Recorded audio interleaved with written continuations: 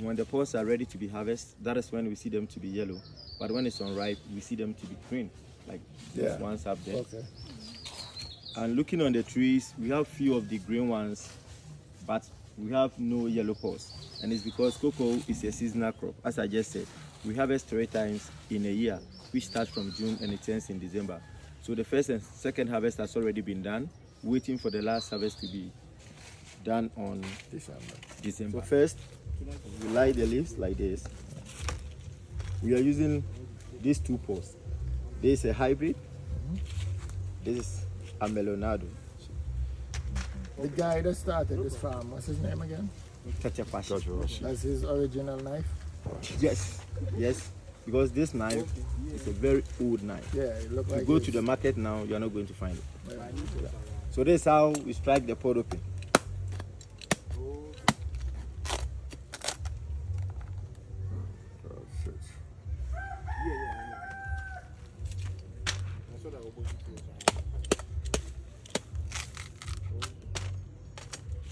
Okay, so this is how the beans are always arranged in the pod. And the beans in every cocoa pod start from 1 up to 55, not less than 1 and not also exceeding 55. It's always in between. And it can also be taken in as a fruit, which will be tasting like mango. So we are trying.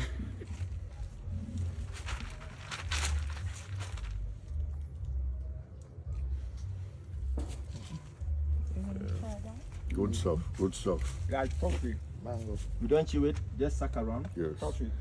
And spit out the seed. And then the hybrid. So now, which one tastes better? First one.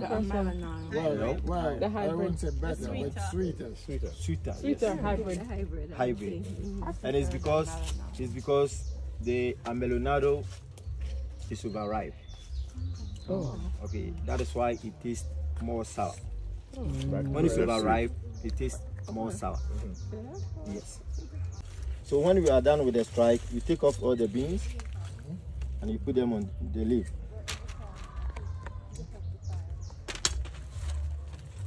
Fermentation begins under darkness. So if I cover, fermentation starts.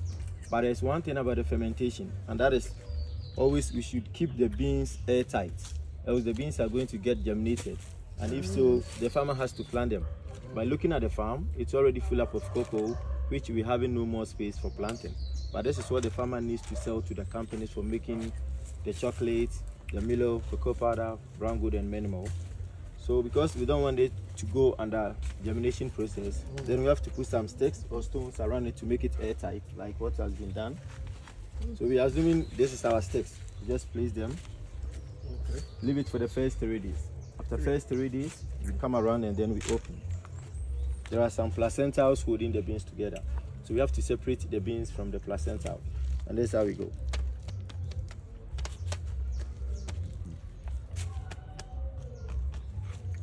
So this is the cocoa placental.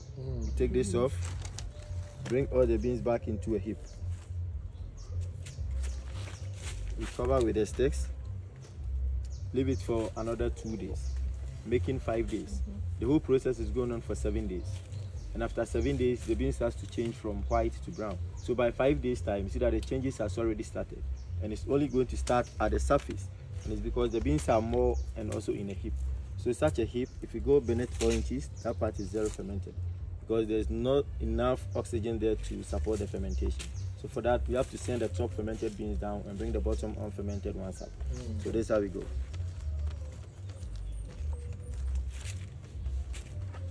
And then we heap for the last 3 days.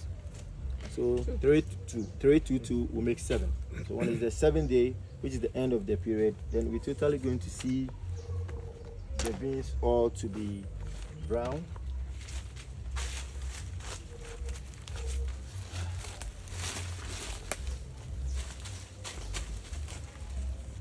So to be brown like this.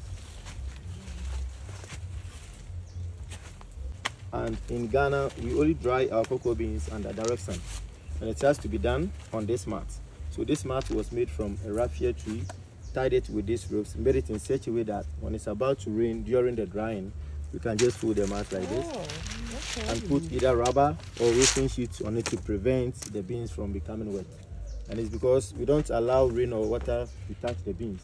Else the beans are going to turn into moldy. And if so, you the farmer may lose your price at the market. So that is why we don't just do the drying at anywhere, but only at home.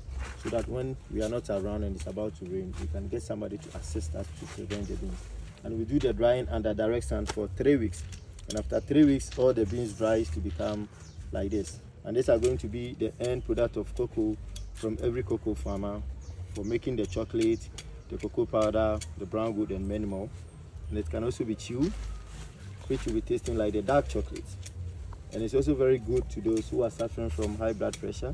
And it's also good for blood circulation. So you break it, you smell, and then you have a bite.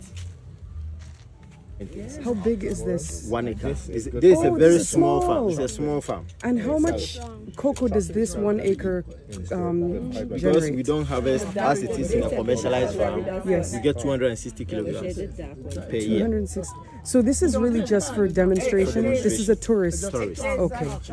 Ghana Cocoa Board is the Yes. major company that buys cocoa in Ghana here. Yes. Okay, but we cannot sell, or the farmers cannot sell their cocoa beans direct to Cocoa Board. Do you understand? Cocoa Yes. Board is also having some small scale agencies. So we'll be selling to the agencies. Right. And the agencies will then give it to Cocoa Board. And Okay. Cocoa Board has the right to sell it across the world. Can I buy it straight from here? Oh, that one you can do that. And I can then roast and make chocolate make your own and chocolate. temper Yes, it and that do one you everything. can do it. So are there people here doing that? Like, are there We have a few companies that are small, that are doing small and specialty? They try to add value to Yes. the beans. So you go to Takrady, we have the cocoa processing plant there. They try to mill it into powder form Yes. or even into more like paste. Cocoa paste. Before cocoa Yes. paste, before the big companies will take them and then add them to. Right. Then we also have the Golden Tree Company under Unilever. They also produce. They are the only company in Ghana producing chocolate. Where we're even supposed to have gone to, that is closed, they do have their own brand. It's called Cocoa Bites. They have their own factory. So that brings me back to the question. I think because of the legislation, I just want to understand this. I don't know if she was asking about having to come directly to buy cocoa beans and to make in your own house. Yes. No, but she was saying a small boutique. It's still for sale. Yes. So when it's that's the question. Yes. That's why I brought you back, because I Yes. think you answered it wrong. Yes. So the question is, But as for that one, I don't think they have it like that. You can't even have your own factory like that to produce your own chocolate, as you're saying, unless you have a registered company like that. So this is what we are going to sell. Okay. Yeah. We sell it in a whole form like this. We put them in bags. Yes. And then we sell. Okay. So do you, from here to chocolate, do you know the process? No. Okay. Yeah, That so one I don't unfortunately we'll miss out on that because we're supposed to have gone to the factory. Because that's what I'm trying to where find we out. Turn to cocoa butter, cocoa liquor. Yes. And then you see the whole thing. You can The make white been chocolate, able the dark- to make your own chocolate. This is one.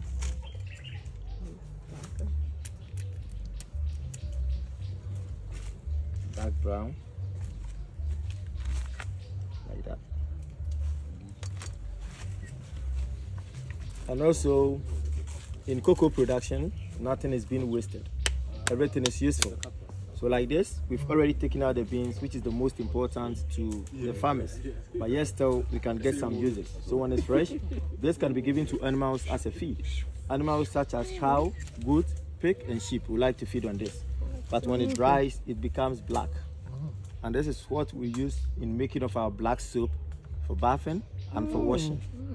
So in preparation of the black soap, we get more, burn it into ashes, collect the ashes, mix it with water, sieve it, and then add either palm kernel oil or palm oil. Add little amount of soda to it, continue stirring it on fire until it becomes solid. Then you have your soap, which is very good to the skin. So in cocoa production, nothing is being wasted. And even when this decomposes, it also fertilizes the land as organic fertilizer. So it's called what, the African black soap? African black soap. So you just feed this to the cows just like that? Let's cut them Just into cut it smaller sizes. Like this. Chop it. Yeah, and we'll give it to them. Okay. Do you separate the two different species of cocoa when we are doing them? Yes. No. Oh, so you mix We it? mix them. Okay. We mix them. Okay. So you see that sometimes the Amelonado weighs more than the hybrid. So if you're able to mix them, you'll get the weight. Yeah, you get the weight. Open your hand, let me see. So can you open one of them? Try. Oh, the flavor is actually really nice. It's not. It is. It's strong. Then the chocolate. Yeah. But some of them sometimes are really please. bitter. Any more like questions? You like the really bitter ones? Okay. Well, this So is. But if there are no more questions to be asked, then this will be the end of our tour. And you all once again welcome to the very first cocoa farm ever in Ghana, and that is Tetteh Quarshie's cocoa farm. So you're welcome. Thank you. So let's please move back to where we started.